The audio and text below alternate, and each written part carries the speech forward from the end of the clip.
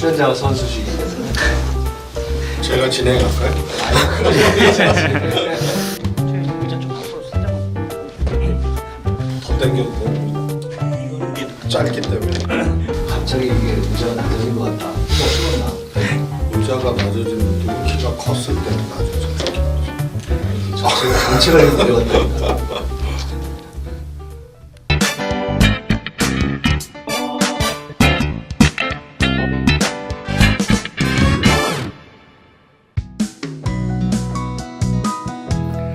안녕하십니까. 민주연구원의 공부하는 대담 민주공대 이제 벌써 회차를 몇 번 넘겼습니다. 오늘은 정당발전, 정당민주주의에 대해서 더불어민주당의 정당발전 위원장 맡고 계시는 최재성 위원장님 모셨습니다. 반갑습니다. 안녕하세요.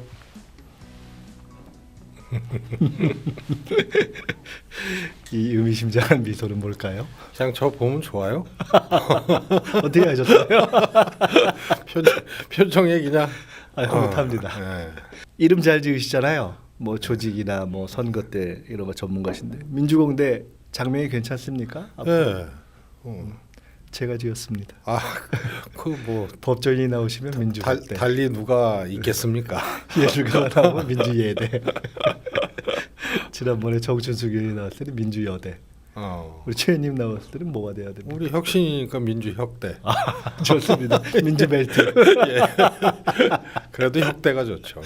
좋습니다. 동국대 학생회장 하시고 경기도 남양주 갑에서 3선 내리하시고 선거 나가서 떨어진 적 있어요?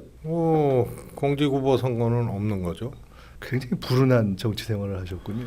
뭐 그렇게 볼 수도 있고. 저 광명의 백재현 의원님도 얼마 전에 네. 뵀더니 거기가 기초의원, 광역의원, 자치단체장, 네. 국회의원 해가지고 한 번도 못 떨어져 보셨어요. 그런 분들은 백지원 참, 의원님이 네, 안타깝습니다. 떨어져 봐야 되는데.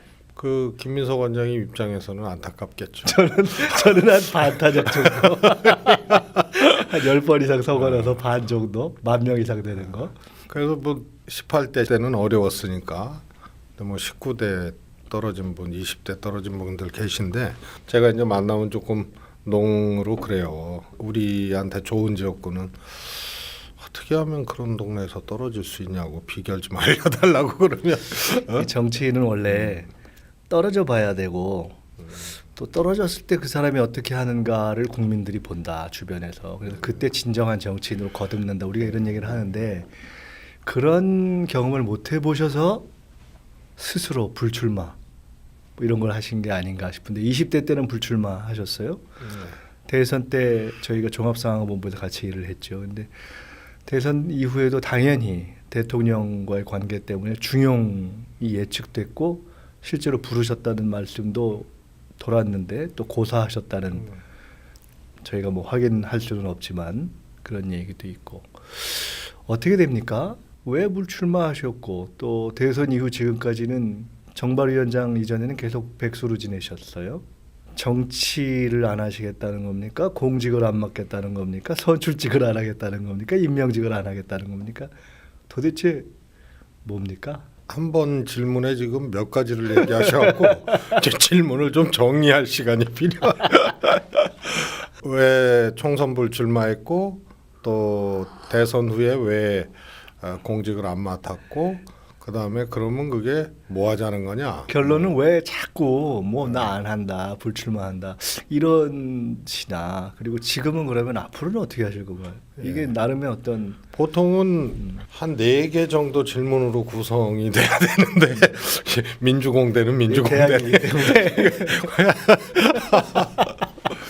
총선 불출마는 한마디로 그때는 문재인 대표 체제로 총선을 치르는 것을 전제로 야권 분열 상황, 국민의당이 만들어지는 상황에서 막 그때 탈당했거든요. 그러니까 13일 날 안철수 대표가 탈당을 했고 12월 제가 17일 날 불출마 선언을 했습니다. 그래서 탈당이 이제 이어지고 거의 분당 사태로 가는 거기 때문에 문재인 대표 체제로 총선에서 야권 분열 상황에서 이길 수 있는 거는 역시 인적 혁신이고 국민들에게 우리 스스로를 체근하고 담금질해서 총선을 치르는 것을 보여줘야 된다. 그러면 이제 사무총장, 총무본부장이죠. 그래서 공천을 주도하게 될 총무본부장으로서 먼저 내려놓고 인적 혁신을 통한 야권 분열 상황 극복 이 프로그램이었죠. 그래서 불출마를 한 거고요. 뭐 대선 후로는 선거 전에도 저는 공직에 대해서는 큰 의사가 없었고 집권하면서 제일 걱정이 되는 게 사실은 당이거든요. 정당이 자고 나면 싸우고 갈등하고 이러면 높은 대통령 지지율도 사실은 굉장히 큰 영향을 받는 거고요. 그러면 공멸이 뭔지를 우리가 경험을 해봤기 때문에 정당에 대해서 고민을 안 하는 이런 것은 안 되겠다. 그래서 그게 이제 제일 컸고요. 또 인재들이 과거 우리가 정권 잡았을 때보다는 뭐 사람이 훨씬 더 몰렸으니까. 많고 예. 대세론 속에서 선거를 치렀고 국민들이 촛불로 만들어줬기 때문에 비켜 있어도 되겠구나. 그리고 그게 다행스럽게 당을 더 강화하고 안정시키고 그걸 통해서 문재인 정부 성공시키고 재집권 토대를 놓는 일을 차분히 좀 할 수 있겠다. 이런 이제 개인적인 생각이 또 있었습니다.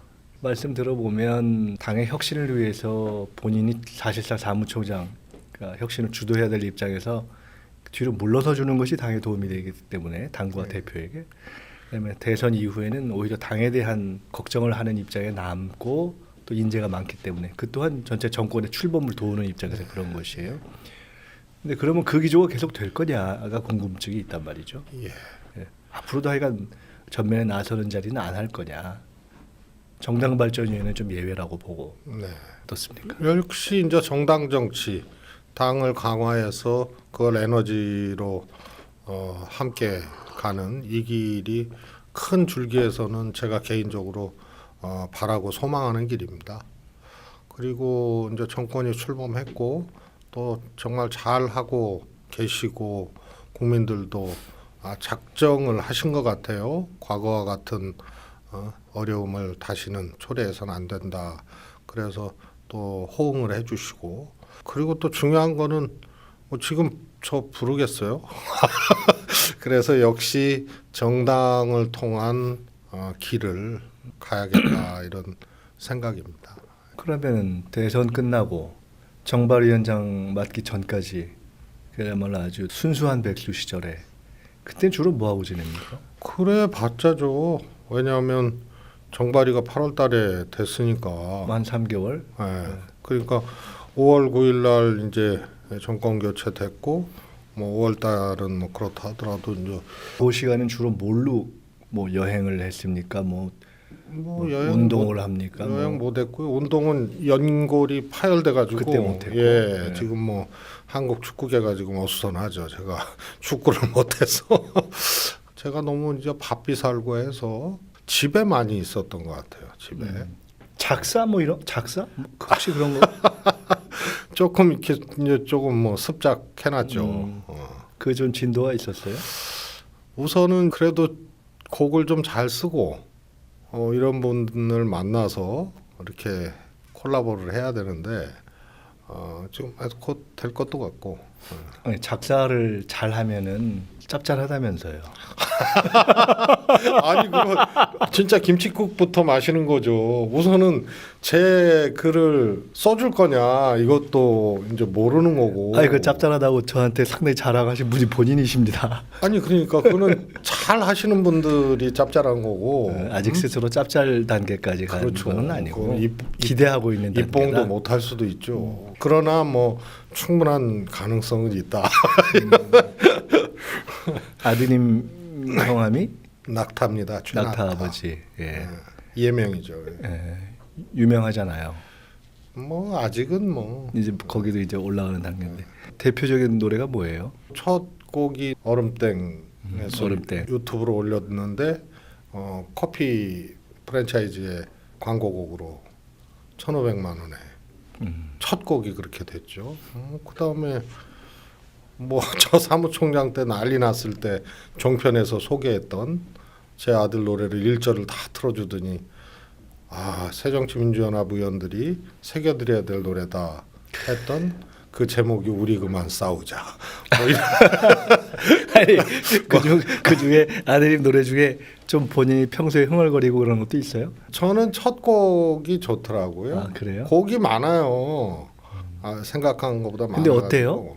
그냥 갑자기 드는 생각인데 그렇게 아들이 음악을 하고 이러면 아버지 입장에서 하다가 괜히 그 아들 노래를 막 흥얼흥얼 하게 된다든가 그런 게 됩니까? 글쎄, 저는 얼음땡은 저 처음에 조금 그렇게 되더라고요. 근데 뭐 그 후로는 곡도 많이 나오고 하니까 또 다시 이제 또 본론으로 들어가서요. 정당발전위원회 정발이가 시작할 때 페이스북이었던가 어디에 이제 우리 저 최 의원님께서 글을 네. 쓰시고 그것이 이렇게 잔잔한 울림이 있었어요.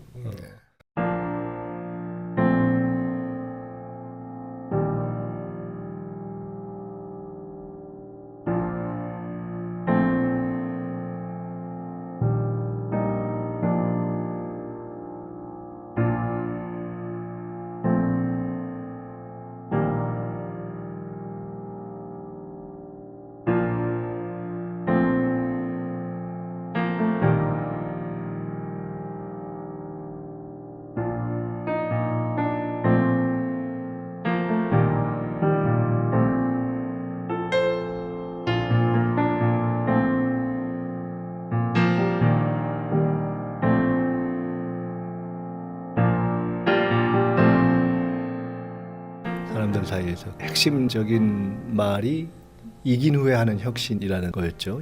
이게 보통 선거 깨진 다음에 막 주섬주섬 하면서 하는데 이긴 후에 하는 혁신이라는 것을 생각하게 된 배경, 그것이 이제 결국은 정당발전위원회 출범까지 이어졌습니다. 추미애 대표가 그걸 수용했고 그 배경과 의의가 뭔가요? 이긴 후에 하는 혁신이 왜 그 생각을 하게 되셨어요?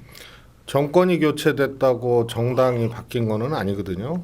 그런데 정권이 교체된 그 근저에는 국민들의 엄청난 진화가 있었던 거 아닙니까? 그래서 조기 대선까지 이어진 거고 정권 교체된 건데 정당은 그 속도에 비하면은 상당히 정체돼 있어서 더 격차가 벌어진 거다. 이걸 정권 교체하고 지지율이 높다고 우리가 착각해서는 안 될 것 같습니다.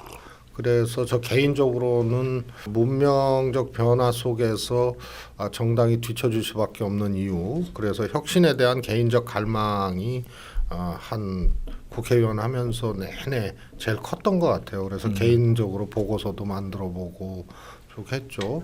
그리고 정권 교체됐는데 지금이 혁신을 그야말로 성공시킬 수 있는, 그래서 이후에 국민들에 대한 책임 또 정권 재창출 이런 것을 더 잘할 수 있는 강하고 안정된 정당, 진화된 정당을 할 수 있는 찬스다.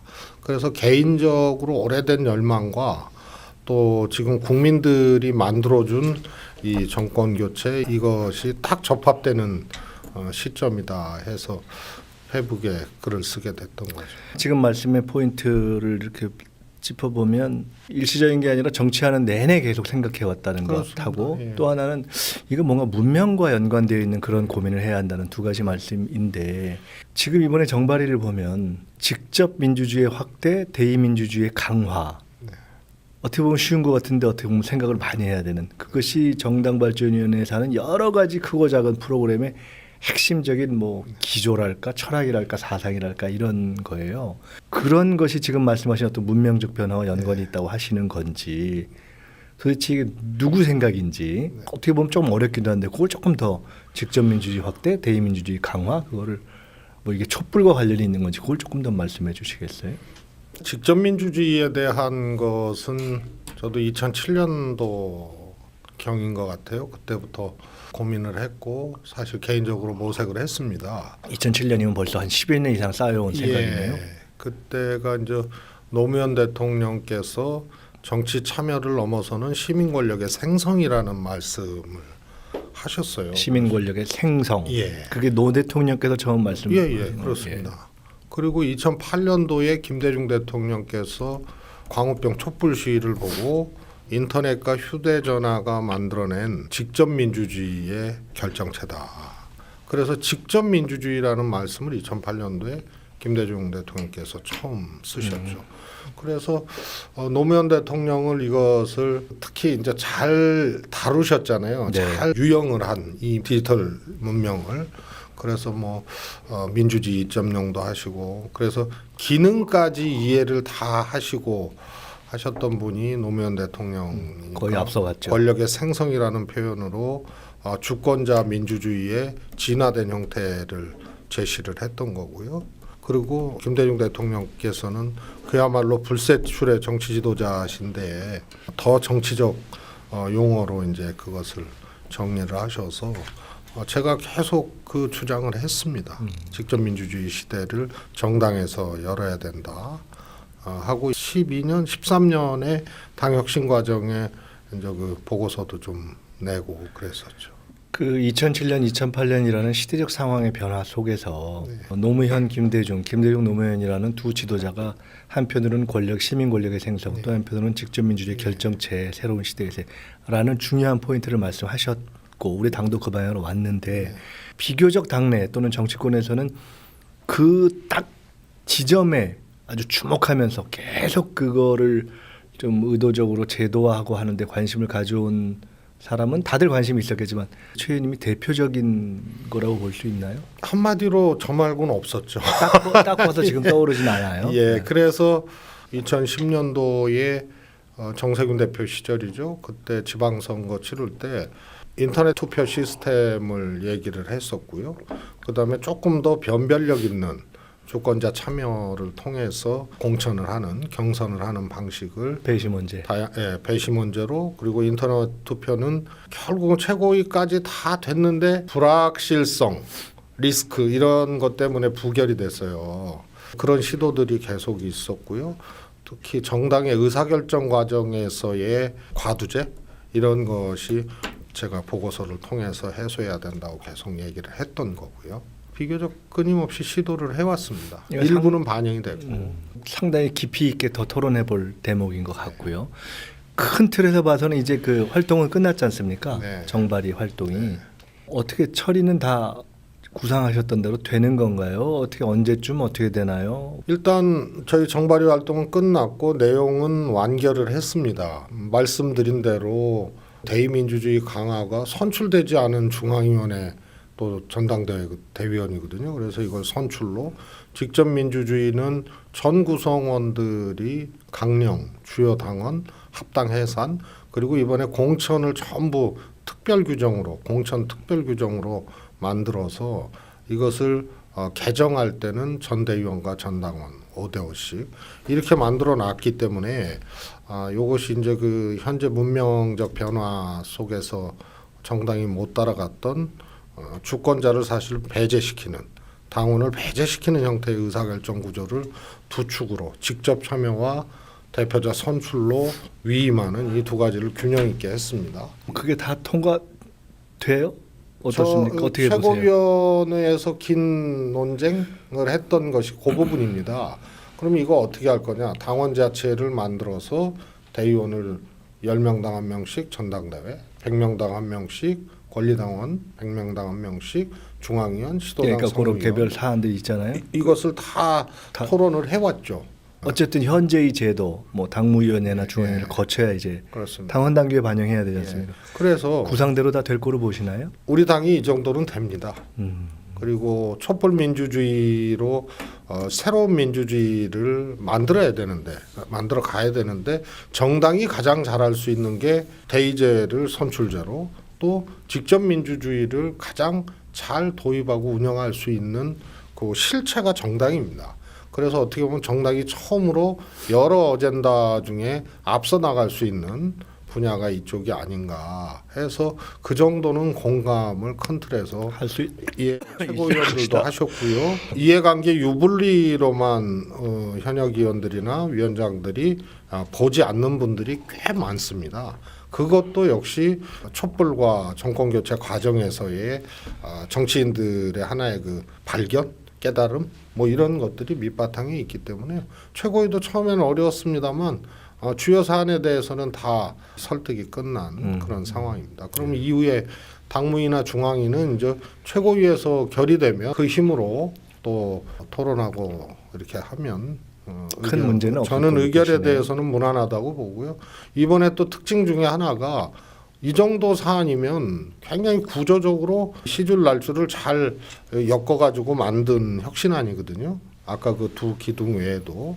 그래서 만질 수 있는 거는 다 만져서 안정적이고 강한 정당을 만들기 위한 시스템을 이번에 혁신안으로 만들었는데 왜 문제 제기가 없겠어요? 그러나 문제 제기한 사람도 굉장히 이렇게 하는 사람도 절제하고 또 저희 정발이도 하다 보면은 또 아쉬운 거 서운한 거 또 뭐 이런 게 있거든요. 근데 그런 것도 다 절제해서 조용한 혁명, 조용한 혁신 이런 과정으로 진행된 일부 언론에서 얘기하는 것처럼 뭐 의원들이나 이 내부에 관심이 없어서라기보다는 이 정도는 수용할 만한 당의 기본이 돼 있고 쟁점 사안에 대해서 서로의 절제와 대응이 있었다. 그렇습니다. 그러니까 오리가 이제 호수 위에 떠 있는데 가만히 있지만은 갈퀴질은 엄청 하잖아요.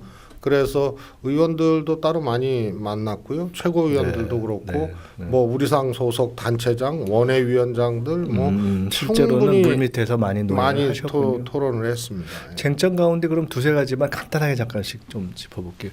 그래도 그중 우리가 좀 생소했고 논란이 조금 됐던 것이 당원 자치회 뭐 이런 거잖아요. 아주 간단하게 설명도 좀 해주고 이게 그럼 기존 질서와는 충돌을 안 하는지 아마 그것이 이제 관심의 초점이었을 텐데. 충돌이라기보다는 기존의 당 구조를 특히 이제 기본 단위가 지역위원회 아닙니까? 지역위원회를 아주 편안한 방식으로 재구조화하는 겁니다. 2명이면은 당의 모임으로 등록할 수 있고 10명당 1명씩 대의원, 그다음에 100명당 1명씩 시도당 상무위원, 중앙위원회. 그래서 대의 기관, 그러니까 대의 권력을 선출로 구성하는 거기 때문에 지역위원장 입장에서는 자기가 갖고 있는 조직, 또 지구당 조직을 10명 단위로 편제하면 됩니다. 청년위원회가 100명이다. 그러면 10개의 모임을 만들든지 아니면 그냥 100명으로 만들어서 10명을 추천하게 하든지 그렇게 하면 되는 겁니다. 지역위원회 자체를 더 실질화하고 역동성 있게 만드는 그러한 과정이고 장치라고 보면 된다. 그렇습니다. 거기에 위원장이 거의 전일적으로 그런 거는 조직을 했잖아요. 사실은 그렇죠. 그러니까 위원장 입장에서도 당원들이나 다른 시민들이 지역위원회에 결합할 수 있는 이런 이제 통로를 하나 열어줬기 때문에 그거는 민주주의의 대화가 시작되는 겁니다. 다른 통로가 열린다는 거는 그게 갈등으로 갈 수도 있지만 민주적인 대화들이 시작이 돼서 위원장이 그런 흐름들을 잘 이해를 하고 만나시면 위원장만이 가지고 있는 당원 정보와 위원장만이 가지고 있는 조직을 훨씬 넘어서는 그런 유목민과 같은 분들이 이제 오셔서 거기에 이제 또 털을 잡을 수도 있고 뭐 이런 거죠. 제가 말씀을 듣다가 생각이 들었는데 아까 김대중 대통령, 노무현 대통령 말씀도 나왔고 제가 2002년도에 노무현 대통령께서 선출된 그 국민경선 방식을 디자인을 해봤단 말입니다. 근데 그게 이제 원래는 정당 발전이 통상 대의원, 당원 이렇게 당원들의 어떤 민주적인 참여를 강화하는 쪽으로 가는 것이다가 김대중 대통령이 총재 사퇴라는 정말 돌발 환경을 맞아서 당도 어려워지고 국민의 참여를 높이기 위해서 최초로 국민을 참여시킨 5대5라는 방식을 시도한 거예요. 그 흥행에도 성공했고 또 하나의 모델이 됐죠. 근데 그렇게 해서 성공을 하면서도 저는 늘 개인적으로 정말 당원이 늘어나가고 국민이 많이 참여하게 되면 점점점 실제 당원의 결정 몫을 높여야 된다. 그게 정당 발전의 원래 모습이다라는 생각을 해왔어요. 그런 의미에서 저는 굉장히 당원 주권을 강조했던 편인데 그런 점에서 우리 최 의원님께서 쭉 일관되게 가져오셨던 아이디어, 뭐 개혁의 방향 이런 것에 저는 상당히 공감을 하는 편이에요.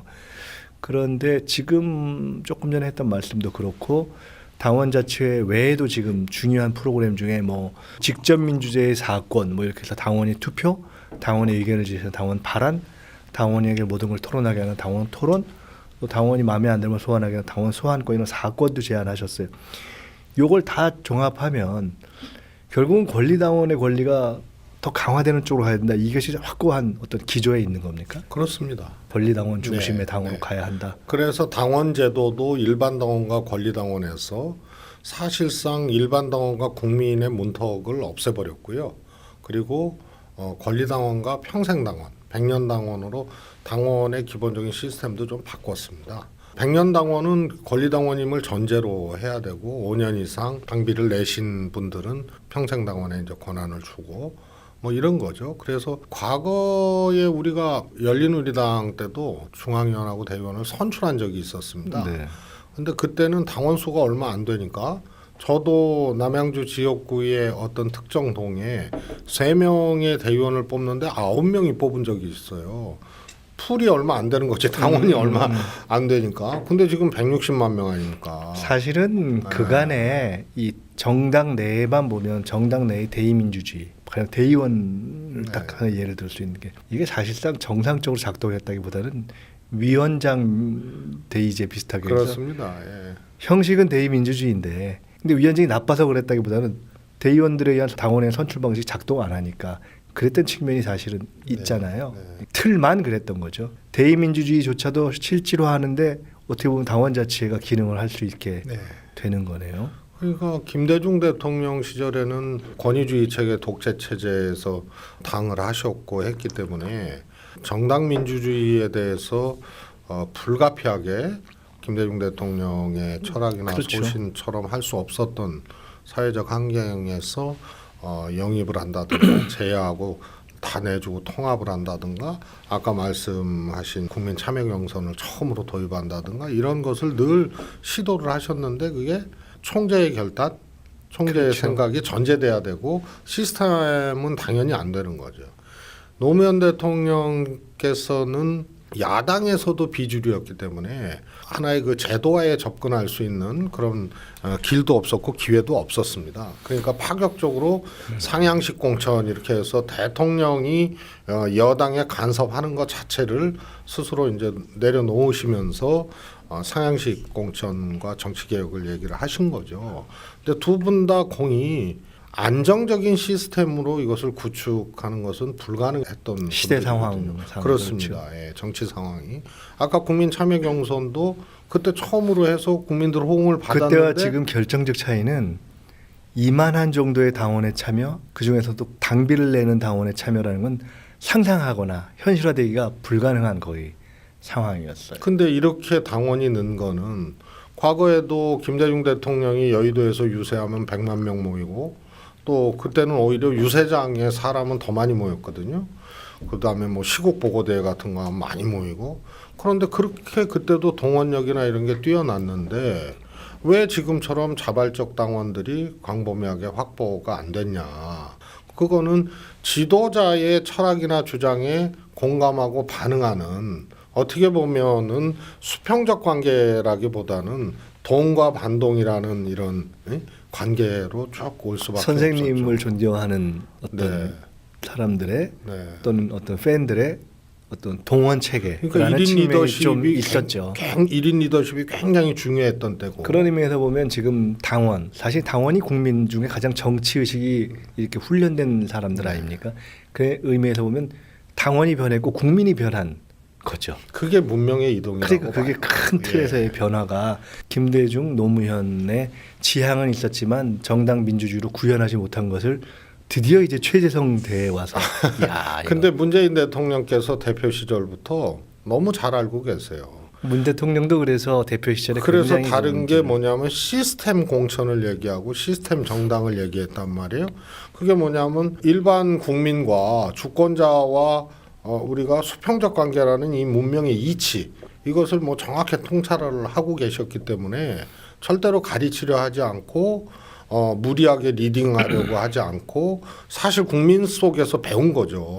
근데 지금 문 대통령께서는 사실은 대표 시절에도 그런 철학과 기조를 갖고 계셨고 지금도 대통령 되신 이후에 예.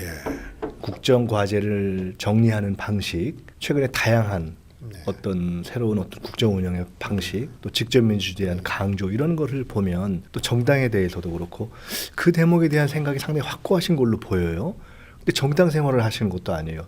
어떻게 그런 가치가 형성이? 오랫동안 시민 운동을 함께한 인권 변호사였지 않습니까? 그리고 노무현 대통령의 친구 그리고 국정을 참여해봤고 이 정부에서 가장 경험자이시죠. 노 대통령께서 이 깨어있는 시민을 조직되어야 한다라는 것에 대해서도 확고할 뿐만 아니라 그 한계, 그 당시의 그것을 한계와 경험하셨다 이것도 이거죠? 다 절감을 했던 거고. 그래서 개혁과 국가의 어떤 운명을 밀고 나가는 데 있어서도 그런 직접 민주주의 강화가 굉장히 중요하다는 것이 본인의 진정성 있는 철학으로 지금 받침이 되어서 그런 저는 것이다. 그렇다고 봅니다. 그리고 굉장히 중요한 그리고 내용이네요. 계승 발전을 하고 있다고 보고 저는 대통령께서도 그렇게 생각하신다고 보고요. 2007년 8년도 이야기를 알고 계시죠. 김대중 노무현 네, 대통령의 네. 그 이야기.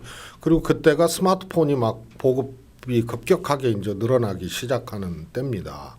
그래서 2008년도에 한 80만 대 그리고 작년에 한 4,600만 대로 스마트폰이 늘어나잖아요.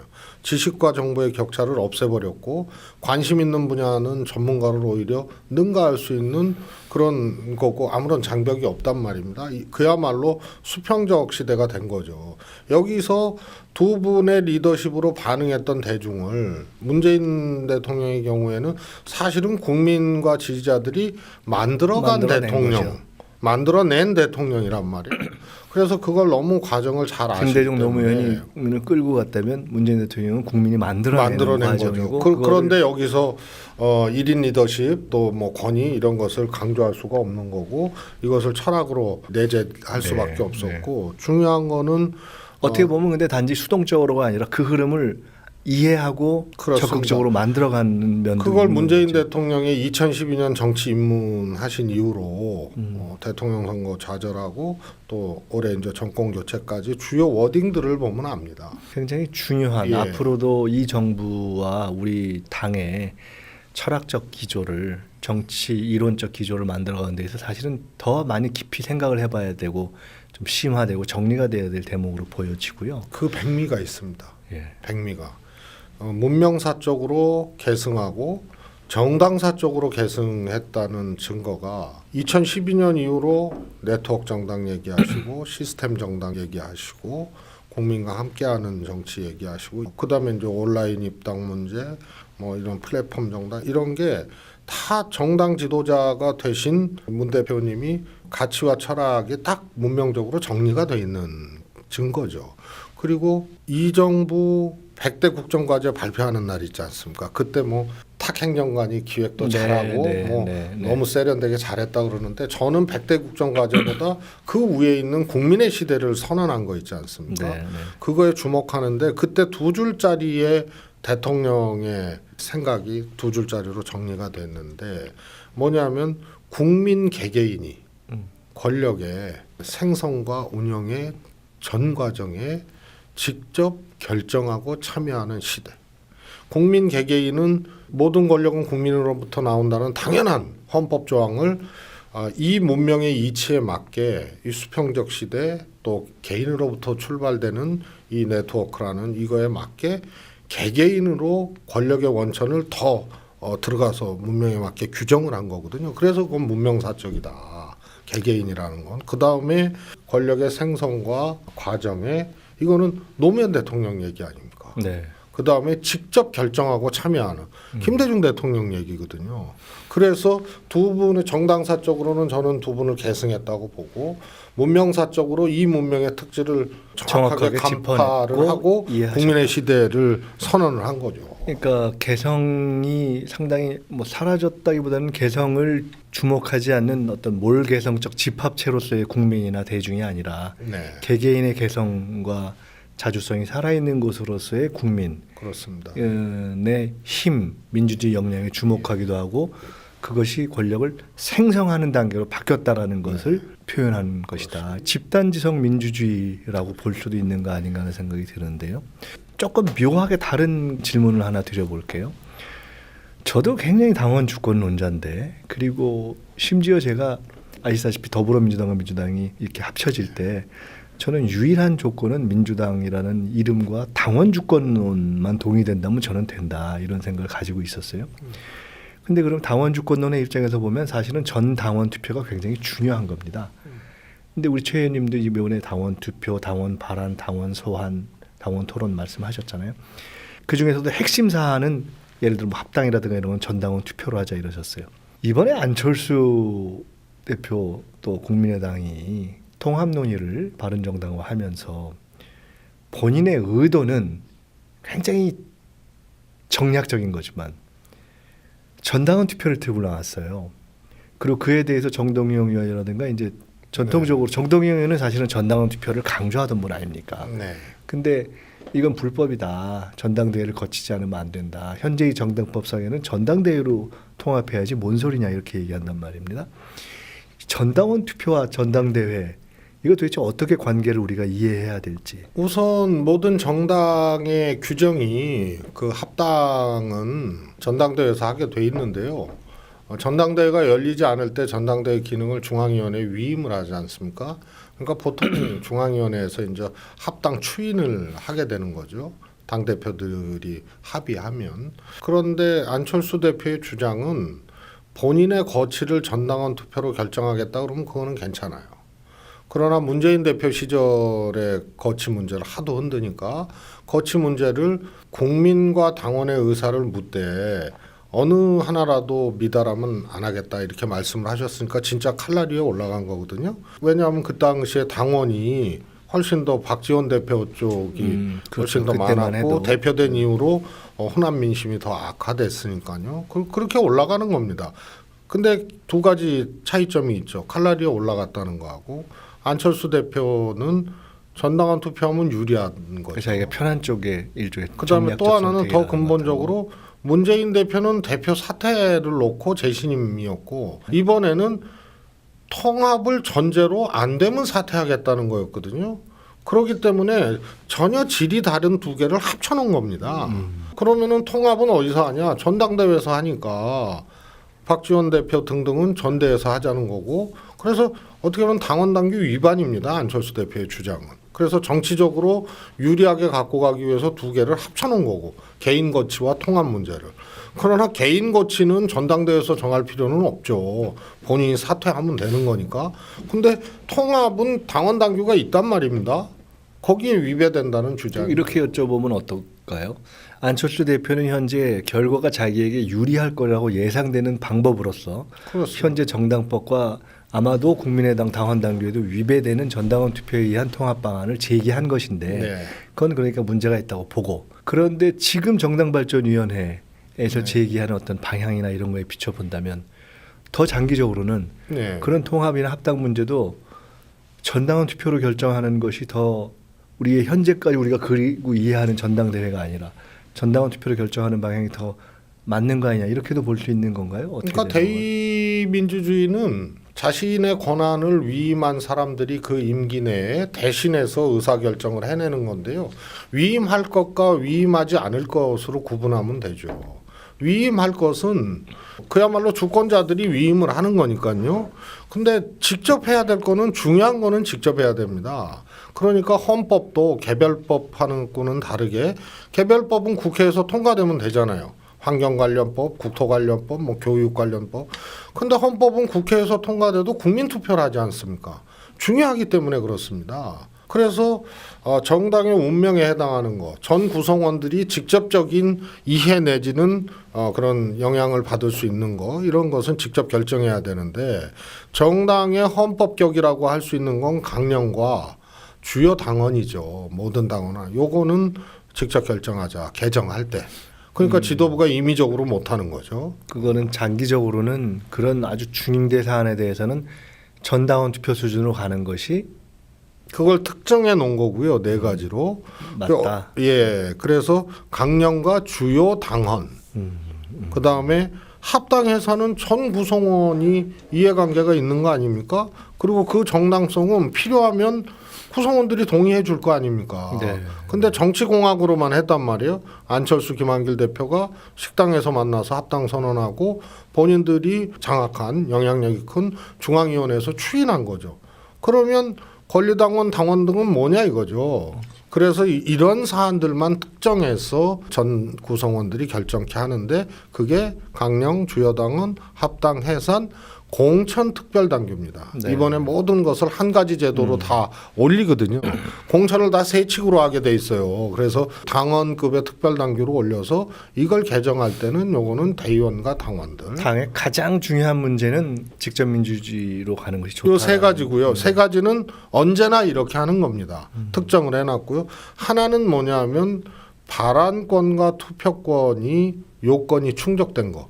네. 그러니까 일정 숫자 이상의 당원들이 동의해서 야 이거는 토론하고 투표해서 결정하자 하는 그런 것에 해당하는 거는 이제 어떤 의안이 될지 몰라도 그 정도 요건이 이제 까다롭죠. 그래서 거의 모든 당원들이 동의를 해주는 의안에 대해서는 결정을 하자 이런 겁니다. 말씀드리면서 하여간 기본적으로 저는 찬성입니다. 저는 그런 방향으로 가는 것이 네. 정말 좋다고 생각해요. 그래서 위임의 한계의 시대에 온 거 아닙니까?